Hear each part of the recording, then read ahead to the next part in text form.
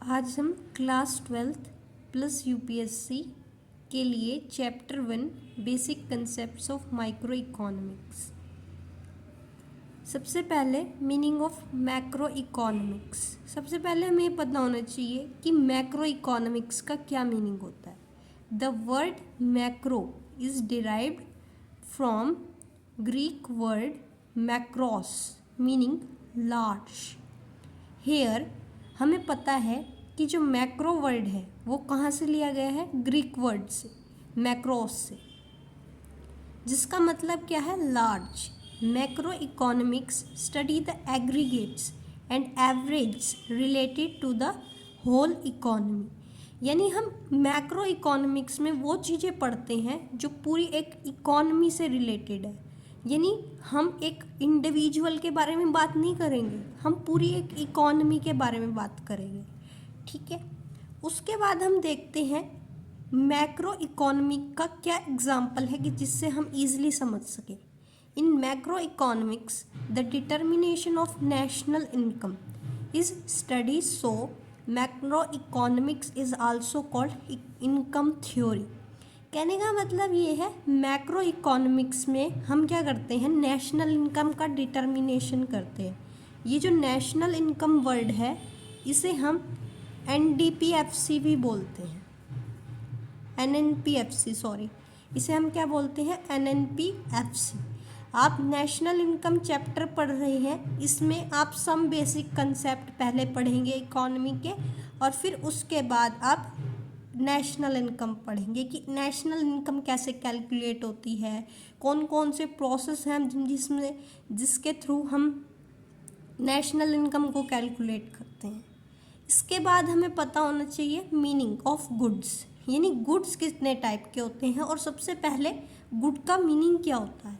Good in economics is defined as any physical object, यानी कोई physical object, कुछ भी नेचुरल और मैन मेड, जो भगवान का दिया हुआ हो या फिर मैन मेड हो, ठीक है। और service which commands a price in the market, यानी जो हमें क्या प्रोवाइड करे, या फिर प्रोड्यूसर को क्या प्रोवाइड करे, प्राइस, और हमें गुड प्रोवाइड करे। यानी कहने का मतलब यहाँ पे ये है कि किसी चीज़ का पर्टिकुलर अपना एक प्राइस हो, उसी को ही हम क्या बोलते हैं, this is called an economic good. Economic good आप ऐसे नहीं कह सकते कि कोई भी चीज़, अगर कोई भी चीज़ इकोनॉमी में बन रही है तो वो इकोनॉमी गुड है, नहीं। जब तक उसका प्राइस नहीं पता होगा आपको, या फिर आपको उसकी मार्केट कंडीशंस नहीं पता होंगी, तो आप तब तक उसे एक इकोनॉमिक गुड नहीं बोल सकते। इसके बाद बात आती है, there are 2 types of goods. Goods के 2 टाइप हैं। गुड्स के 2 टाइप मतलब एक है intermediate goods and other one is final good. Intermediate goods आपने 10th क्लास में पढ़ा होगा, इंटरमीडिएट गुड, जहाँ पे एक चैप्टर था, चैप्टर 10 इकोनॉमिक्स में, sectors of the Indian economy, पढ़ा हो तो आपको याद होगा। Intermediate goods are those goods which are purchased by one production unit from other production unit, यानी एक प्रोडक्शन यूनिट दूसरी प्रोडक्शन यूनिट से कुछ प्रोडक्ट लेगी अपना, and help in the production of a final good, और किस में हेल्प करेगी, फाइनल गुड बनाने में। For example sugar for biscuit, यानी अगर मैं एक शुगर फैक्ट्री की बात करूँ मैं आपसे, तो शुगर फैक्ट्री का क्या काम होता है। शुगर फैक्ट्री क्या करती है, अपने गुड्स को किसको प्रोवाइड करवाती है, बिस्किट वाली फैक्ट्री को। तो बिस्किट वाली फैक्ट्री को जब प्रोवाइड करवाएगी तो यानी यहाँ पे क्या हो रहा है, एक्सचेंज ऑफ गुड हो रहा है। यानी यहाँ पे हम क्या कह रहे हैं कि एक प्रोडक्शन यूनिट अपना गुड दूसरी प्रोडक्शन यूनिट को दे रही है, जिससे वो एक पर्टिकुलर नया आउटपुट बना सके। जो नया आउटपुट बनेगा वो बिस्किट जो होगा वो आपका फाइनल गुड होगा।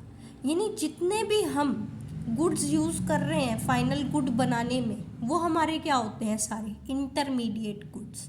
आप सिंपली समझ जाइए, इंटरमीडिएट गुड्स वो गुड्स होते हैं जो एक फर्म दूसरी फर्म से लेती है और एक नया प्रोडक्ट क्रिएट करती है उन गुड्स को लेकर, ठीक है।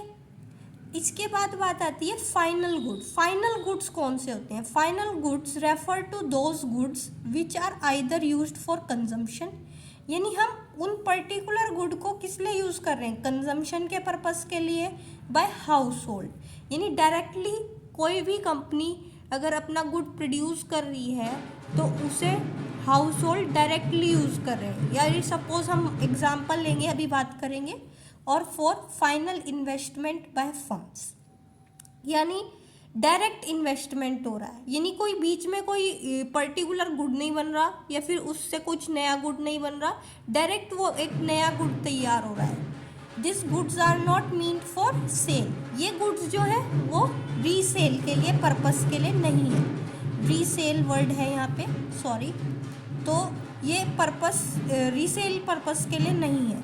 यानी अगर मैं कार की बात करूँ, कार का क्या है? कार एक तो ऐसा है कि अगर मैं किसी ऑनर की बात करूं, वो क्या करेगा? अपने अंडर एक कार वाले को बुलाएगा या टैक्सी ड्राइवर को बुलाएगा।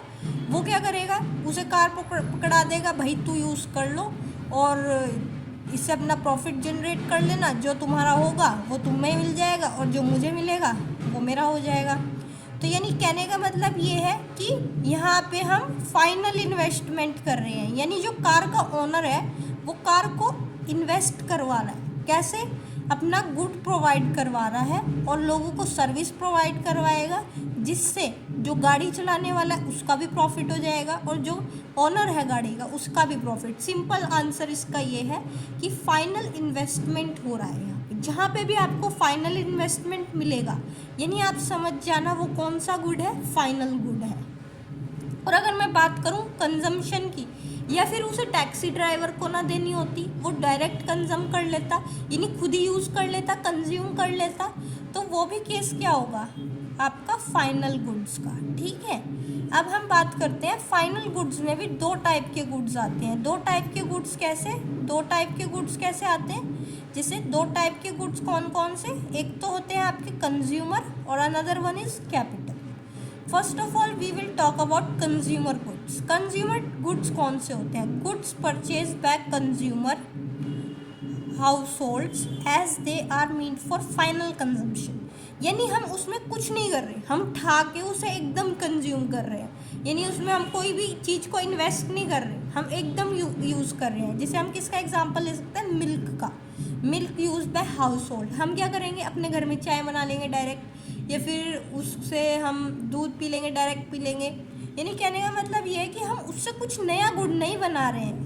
अगर मैं आपको एक स्वीट शॉप की बात करूं तो वो उससे एक नया गुड बना लेगा। अगर वो एक प्रोड्यूसर से मिल्क खरीदेगा तो उससे वो एक स्वीट्स बना लेगा, तो वो इस केस में इंक्लूड नहीं होगी। ये कंज्यूमर गुड है। कंज्यूमर गुड मतलब जो गुड्स डायरेक्टली यूज़ करे जाते हैं कंज्यूमर द्वारा, यानी हम इसमें डायरेक्ट यूज़ करते हैं। ठीक है, इनमें हम क्या करते हैं? डायरेक्ट यूज़ करते हैं चीज़ों का। और अगर मैं कैपिटल गुड्स की बात करूं, goods purchase bye firms for final investment, यानी हमें डायरेक्ट ही, अगर हमने कोई चीज़ खरीदी है तो वो डायरेक्ट इन्वेस्टमेंट के लिए खरीदी है, हमने उसे डायरेक्ट यूज़ नहीं करना है।